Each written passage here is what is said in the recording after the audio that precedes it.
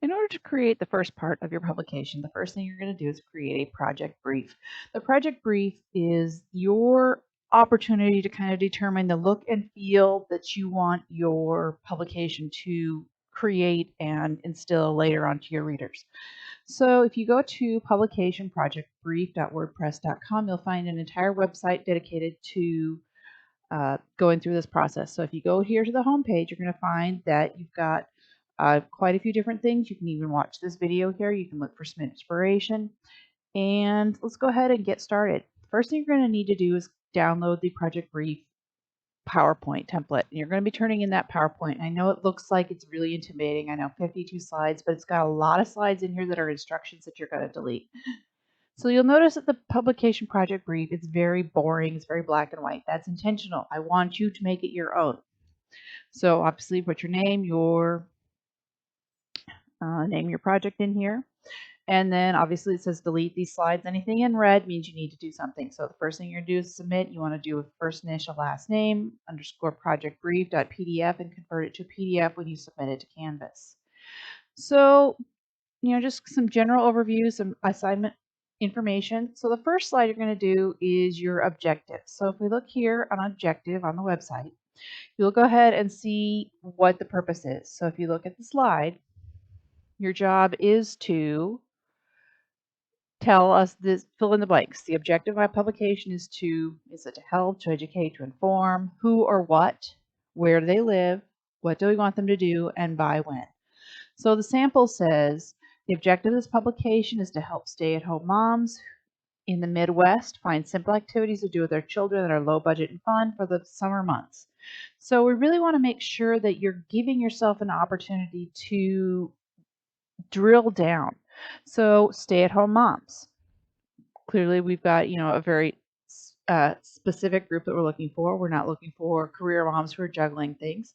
We want them to be here in the Midwest. So that helps me determine where are the activities I'm going to be requiring or talking about going to be. What do I want them to do? I want them to find things that are easy and fun and don't cost a lot of money. And I want to do, I'm telling them it's in the summer months. So that means I'm not going to do sledding. So just the creation of this objective allows you really to come through and figure out exactly what you want them to look at in your publication. Because remember, your publication is maybe 12, 24 pages. So you can't be everything to everyone. So you're going to fill in those slides. Next thing you're going to do is look at your audience.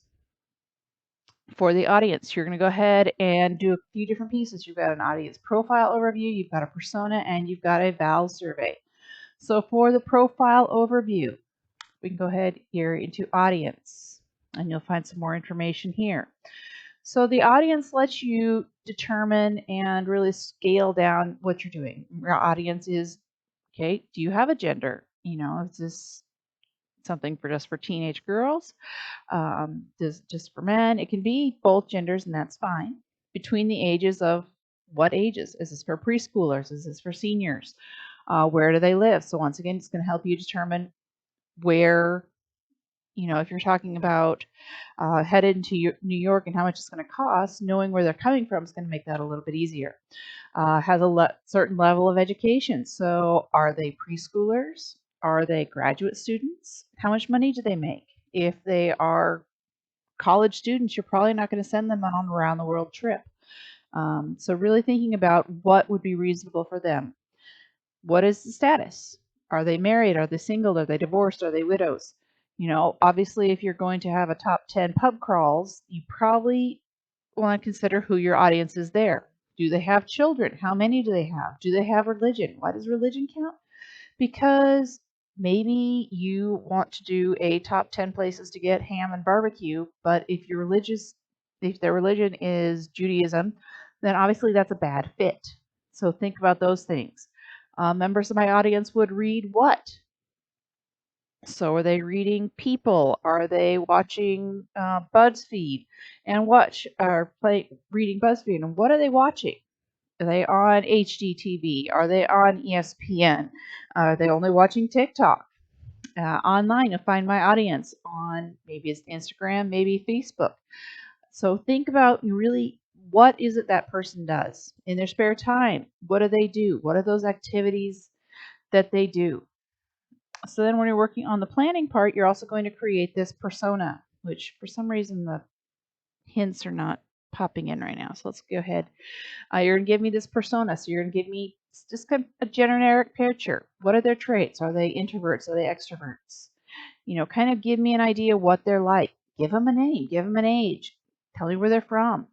You know, really come up with their interests and their hobbies. So the better you can picture your reader in your mind, the easier it's going to be for you to do this project.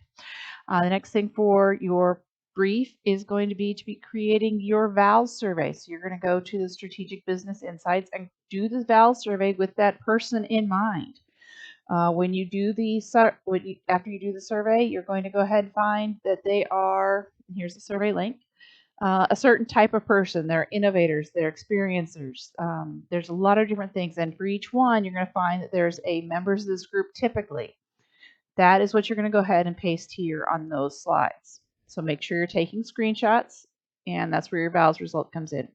So then you're telling me a little bit more about your audience. Why do you choose them? You know, what do the VALS survey tell you about them? How does your publication reflect those? So maybe it says that yours are people who are first in, first out, want to be, you know, really on top of everything. Then you really need to be talking about trends in your magazine. Then you're going to do some competitive research. So let's go ahead over here to the website and look at competitive research. And you've got a couple different things you need to figure out. First off, who is your competition? So look through a few things. This is not just necessarily a look at covers of publications. Think about, you know, who would be, if your magazine or publication was on a newsstand, what would it be competing against? Are you competing with National Geographic or Glamour or Cosmo? Maybe you're competing with Travel and Leisure. So there's a few different ways to do it. You can, you know, obviously put things in quotes. Putting things in quotes will give you that exact phrase. Putting things in quotes with a plus sign will give you saying these have to be in those. If you're not exactly sure, check out these other publication lists because they will give you a really good idea of what kind of magazines are out there. I mean, there's even magazines out there for funeral directors. The next thing you're going to do is come up with one called Media Kit. So with the Media Kit, you're going to find really a lot of great information about the publication, about the readership, about different types of elements they're trying to get people to advertise.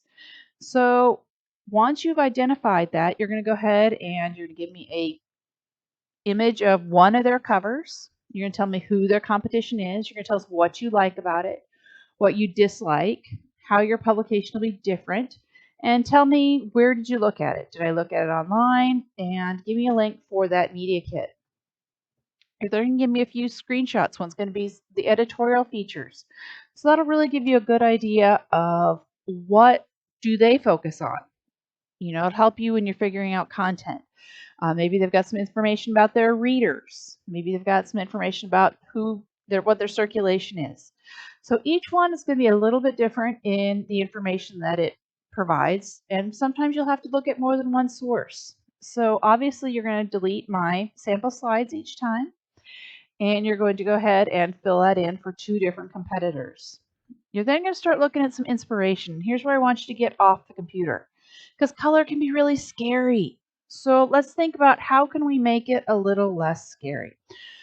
If you look around you, there are professionally developed color schemes everywhere around you. So really want you to think about how can you use these things to your advantage.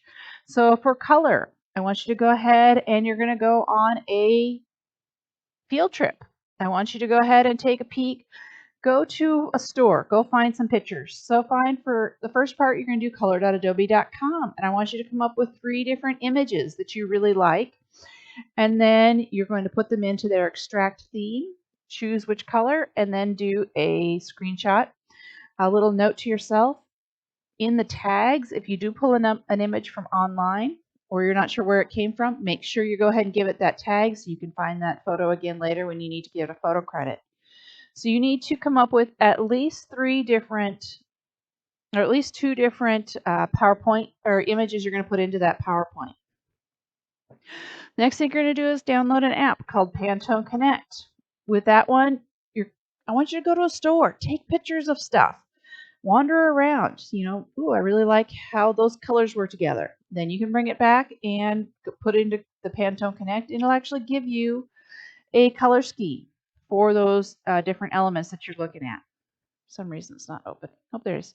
So here I've got different types of Pantones, all based on this juice that I've got here.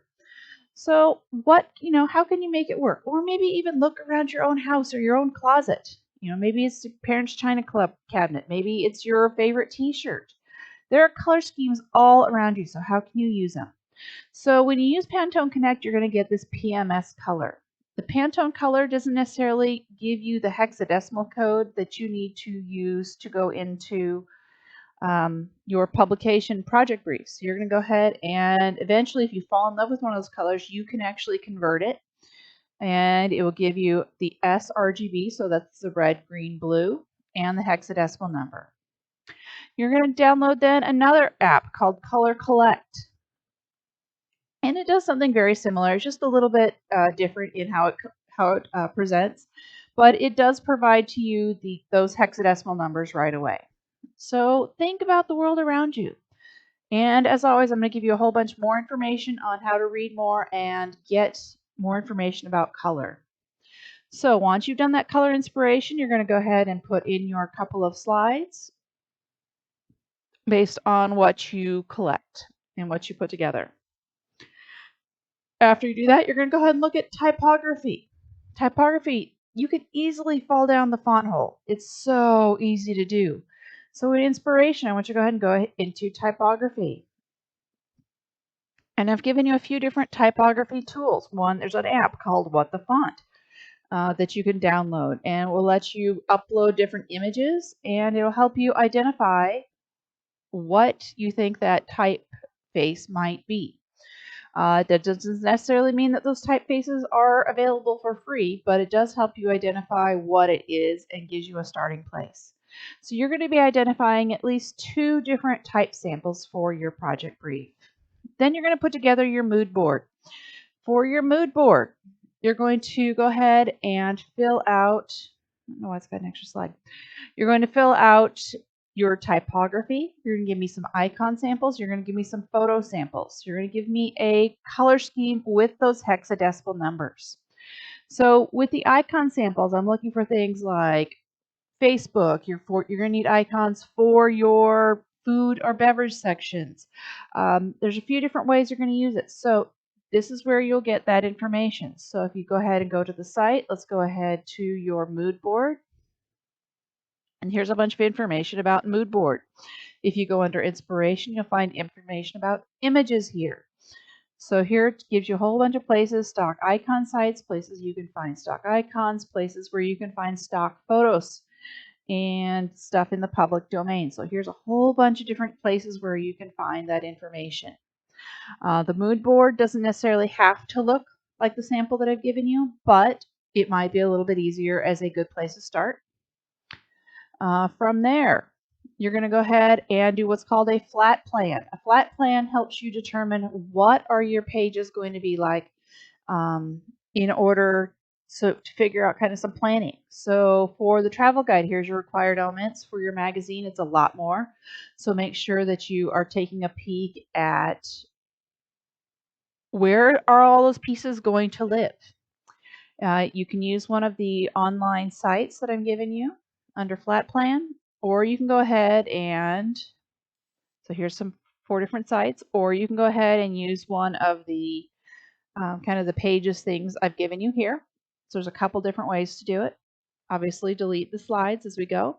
The last thing you're going to work on is some inspiration tear sheets. So inspiration tear sheets help you determine what do you want to make your pages look like, because we all know that looking at those blank pages is really, really scary. So if you go into travel guide tear sheets, you will see that I've given you a whole bunch of different types of things that I've collected along the way, so you can kind of get some ideas. So maybe you're not sure, what do I want to do for my map?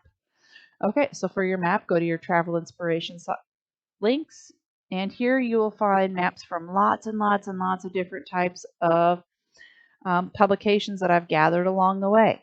So things to think about. Where do you find these inspiration sheets? They can be anywhere. They can be from a library. You can go to your junk mail, go to a used bookstore, ask your parents. There's a lot of different ways to collect those inspiration pieces and help tell those stories. From there, you're going to make sure you have at least 5 different tear sheets. And you're going to tell us, okay, here's my sheet. This is what I like. And here's what I like about this page. I really like how it's got a large photo. I like how they floated the text over it. I like how they did this kind of pull quote in this information. I like that it's got 2 columns, but it's a 2/3 and a 1/3 column. I kind of like these rules that we've got along the top and along the sides. I like this rule between the columns. So really coming up with ideas as to cool ideas and places you can find different types of information. And you're going to need at least 5 of those. So for your publication altogether, you're going to require a inspiration sheet for each one. But for your brief, you only need 5. So use the website. How are you getting graded? Look at the evaluation section. You will have a Canvas discussion that goes with it as well. And when in doubt, look at the student samples. I've got samples of project briefs. I've got samples of guides that people have finished in the past. So really kind of use this as your opportunity to step away from the computer. Look at your number of ways you have to really come up with something really cool and unique, because this is going to be part of your portfolio going forward. And I can't wait to see what you come up with.